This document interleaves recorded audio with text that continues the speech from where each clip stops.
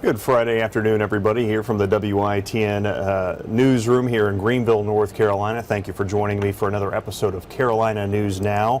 Want to apologize. We had to take a week off last week just because it was essentially a perfect storm of weather conditions, snow, ice, all those different sorts of things. So we kind of were in a all hands on deck situation and couldn't quite get an episode of Carolina News Now ready for you. But we are back, and of course, what is the headline this week? Again, it is weather in so many different areas of North and South Carolina. We're watching for more snow and the potential for dangerous conditions out there. As always, we want to start off with a look at your first alert forecast just to get an idea of what you can expect heading in to this weekend in the world of weather.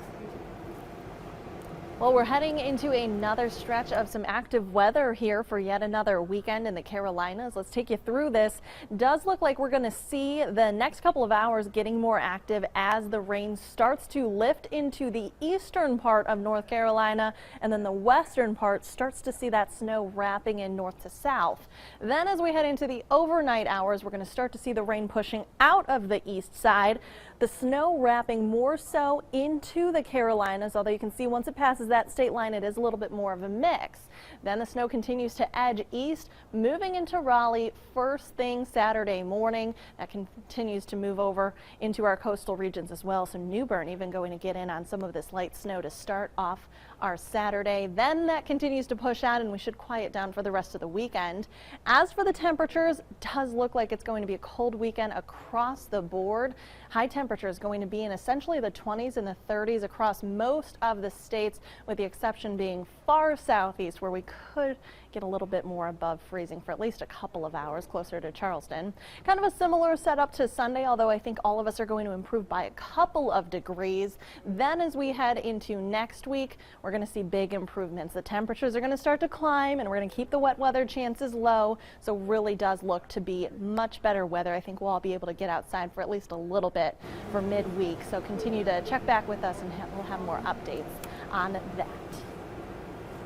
All right, that was WITN's Chief Meteorologist Star Derry with that update on the weather. We're going to get into our first stories now. We've got 5 of them for you today, and we begin in South Carolina at the State House, where lawmakers are considering 2 new abortion laws, one of which could see doctors who perform the procedure charged with murder. Mary Green with WIS out of Columbia begins this report. Abortion is safe because it is legal. If someone initiates the death of that unborn baby, it is murder and there should be severe consequences. The first bill, S-988, would ban all abortions in South Carolina, with no exceptions for rape or incest. People who perform or induce abortions or attempt to would be prosecuted for murder or attempted murder. Why do we continue to allow a procedure that is in direct violation of the rule of law you have sworn an oath to uphold? This bill puts the women of South Carolina, my patients, in danger. This bill's lead sponsor, Senator Richard Cash, explained this is a trigger bill, meaning it's written to go into effect if the U.S. Supreme Court overturns Roe v. Wade. And hopefully we can get this passed in the next 4 months, since the decision on the Mississippi case will probably be handed down sometime in the summer. The second bill, which would be unnecessary if the first does become law, would require patients getting chemical abortions, in which they take 2 pills to end the pregnancy, receive information about abortion reversal options. S-907 allows women who regret taking mifepristone an opportunity to change their minds, seek help, and have an opportunity to carry the pregnancy to term. But 5 OBGYNs who testified say these methods aren't backed by clinical trials and could be dangerous for women. It's saying that the legislative body knows more about women's health than I do. That was Mary Green reporting with WIS out of Columbia, South Carolina. We're going to move back up to our neck of the woods here in eastern North Carolina with an emotional story. Any parent out there certainly can appreciate it. A 5-year-old boy who fought for his life through a traumatic car accident, COVID infection, and a bout with MRSA that required open heart surgery. He made his classroom debut with his classmates that he'd never met before this past week. As WITN's Maddie Kurth reports, his classmates were, of course, excited to meet him for the very first time. say hi? Hi. Hey, EJ, can you see us? EJ Lyles has hit milestones each month since a traumatic car accident triggered a long journey back to health for the 5-year-old. Today, his milestone is his first day of kindergarten, completed from the comfort and safety of his home via a Vigo robot. Because that was one of our fears, is when he did come home, is how would school go? Luckily, the team at HB Sugg Elementary School has spent the past 2 years adapting education to defeat odds. Having EJ return and him coming home, we knew that at Sugg Bundy we needed to teach and take care of and love on him. Okay, tell him your name loud and proud. My name is Madison. EJ and his teacher, Olivia Haley, have worked out a schedule so he can still make his weekly cardiologist appointments while not missing out on instruction or social and emotional growth. I think it's important that he's around kids his age and he realizes, hey, I've been through this and I made it through it and now I'm here. And that's a way for him to share what he's been through and share that he's just like anybody else. Hey, tell him which one you think. Which one's less, Ryan? His first lesson was one in math, greater than and less than. EJ, you want to show him how you can roll a little bit and then we'll talk to you soon? Still working on his driver's license, but not lacking confidence. Were you so excited? Yes. I roll my robot. And ready to take kindergarten by storm, one robot lesson at a time. Okay, we'll talk to you soon, okay? Okay. Bye. Bye. Bye, EJ. Reporting for Carolina News Now, Maddie Kurth, WITN, Pitt County, North Carolina. Oh my gosh, do those little voices just not get you? We are so thrilled to have a follow-up to that story, because when we first covered EJ's story, he was in very bad shape, so it's amazing to see just how full of life he is right now. We're going to head to Charleston, South Carolina right now, where firefighters there are calling for better pay. As Emily Zuhowski details, having weathered the challenges that the pandemic has brought, as all first responders have, members want to be able to afford living in the communities that they serve. We have members who are just clearly struggling, and we're behind on the times. It's been a challenging year for the Charleston Fire Department, according to Charleston Firefighters Association Local 61. When this whole pandemic started back in 2020, we didn't skip a beat. John Baker with Local 61 says it's hard to live and work in Charleston with the current wages they're getting. We want people to be able to live in the community that they serve. Starting January 28th, an entry-level firefighter EMT in Charleston will be making $12.88 an hour. Charleston Fire Chief Daniel Curia says many of his firefighters live a considerable distance from the city of Charleston. The really important conversation is, what does a firefighter in Charleston make compared to what it costs to secure housing in Charleston? And if you factor the housing component in, then it paints a picture in which many of our firefighters don't live in the city of Charleston. Chief Curia says there are currently 42 vacancies in the department. Last several weeks, the people who have left the Charleston Fire Department, they all have not mentioned pay as a factor, but the predominant theme has been the cost of living, specifically related to the housing. The vice president for the Professional Firefighters Association of South Carolina says keeping firefighters on the job isn't just a problem here. It's like a massive evacuation of the fire service all over the state. Having experienced firefighters in the service, they say, is crucial. We just want to be able to make sure that in the coming years, we have the experienced firefighters that are with the city of Charleston to provide that service. You got to bring people into a livable, hourly rate to make them livable. And right now, they don't have that. Chief Curia says he's working with the mayor and city council to make sure these issues get addressed. In Charleston, Emily Zuhowski, Live 5 News. All right, that coming to our affiliate down there in Charleston, South Carolina. That's WCSC. Back up here now to North Carolina, kind of ping-ponging right now. We're going to head to the Wilmington area where there's a new way to study ocean temperatures and its impact on the Carolinas. So we're getting a double impact on both our states here with this research. Since 2021 registered as the hottest on record for the world's oceans, this technology that climatologists are using to track the way the oceans are heating is really cool. And if you know any surfers out there who might be interested in taking part in this study, pay attention. This is WECT's Ellie Cosgrove out of Wilmington reporting. Warming ocean temperatures can mean a lot of things for our future here in southeastern North Carolina. More coastal flooding and stronger hurricanes. But now surfers can provide real-time data for researchers looking for a way to reverse climate change just by doing what they love. Visit Carolina or Wrightsville Beach and you're sure to see plenty of surfboards.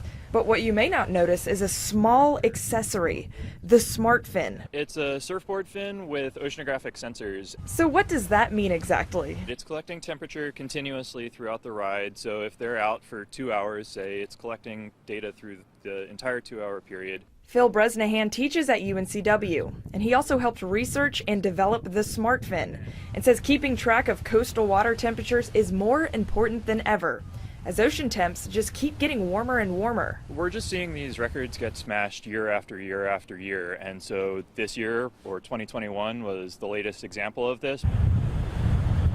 The last 7 years are the hottest on record for the planet, and the same goes for the water.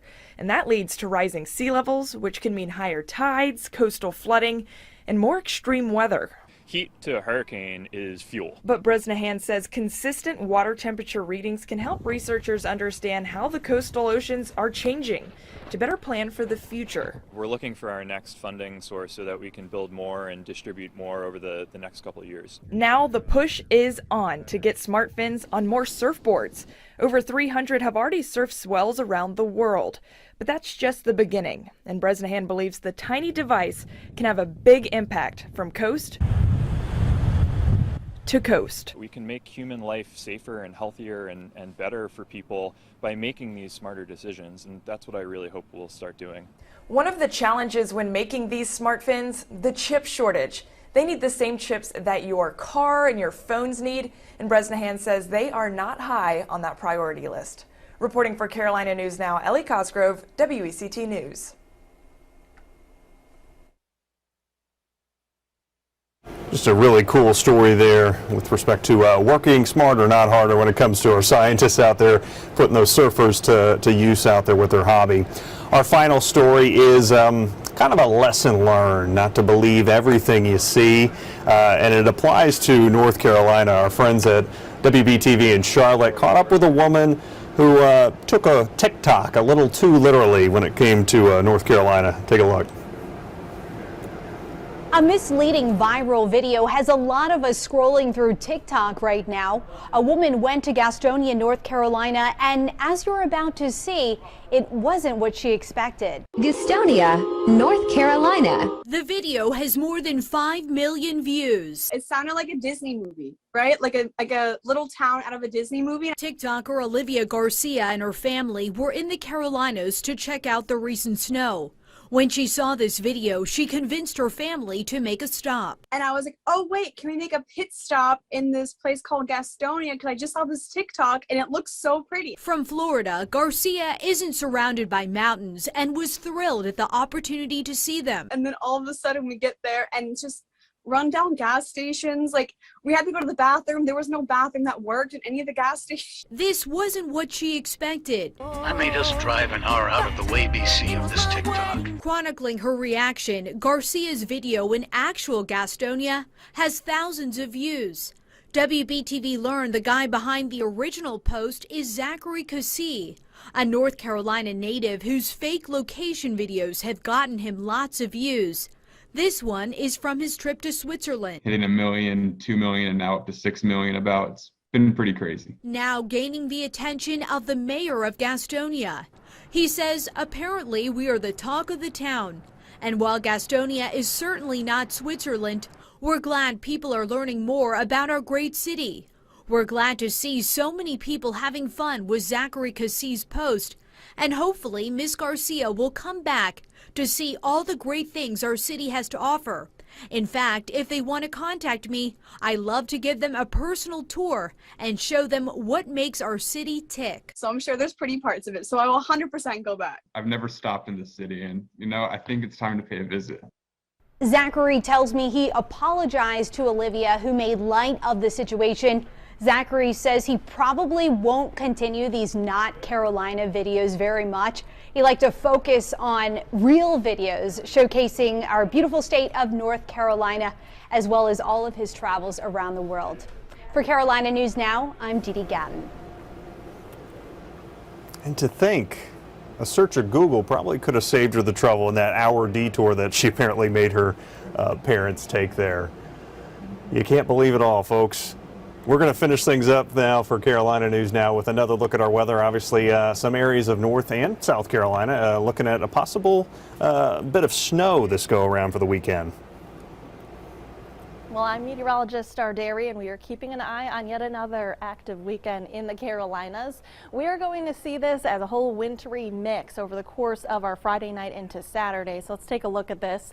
As we head into this evening, we will see rain lifting into our coastal communities, while on the backside of this, snow and a bit of a wintry mix starts to fill in from the western part of the state. That's going to continue to slip through in the western half of both North and South Carolina. You can see south of Charlotte, it's a little bit more of a wintry mix, whereas it's just dominating rain along the coast. Now, we will have a couple of hours in between here for the eastern part of the state where it's just dry and quiet. That'll be overnight, but by early morning, the snow continues to move in from Greensboro through Raleigh and then eventually pushes into New Bern and all of our east coast areas. That is close to Saturday around lunchtime. You can see that's even sweeping through parts of South Carolina as well. We're going to keep the snow totals fairly minimal along the eastern part of the state, but could see a little bit more of an accumulation from Raleigh on west, so it will be something to watch. Now, as for the temperature forecast, of course, it's very much what you would expect with a wintry system like this. For parts of the Asheville area, we are not even looking at getting above freezing throughout the course of our Saturday, but should get just a little bit warmer in those 30s at least for parts of our eastern counties. Then you can see closer to Charleston, we should manage to get into the low 40s for at least a couple of hours. Very similar, really only bouncing up by a couple of degrees for our Sunday forecast. Then as we head into next week, things really do look to be much better. The temperatures are going to be improving. In fact, many of us are going to get warm enough that you can perhaps plan to get outside a little bit, get some fresh air. So keep checking back with us here and we'll keep you updated. All right, Chief Meteorologist Star Dairy with another look at the wintry forecast. That's 3 weeks in a row, at least for us here in eastern North Carolina, getting some semblance of winter weather. That's all for this episode of Carolina News Now. I'm Clayton Bauman. Thank you as always for joining us, and wherever you're watching, Facebook or live stream on one of the 6 different North Carolina and South Carolina news websites that you're watching us on now. We appreciate it as always, and we'll see you next week for another episode.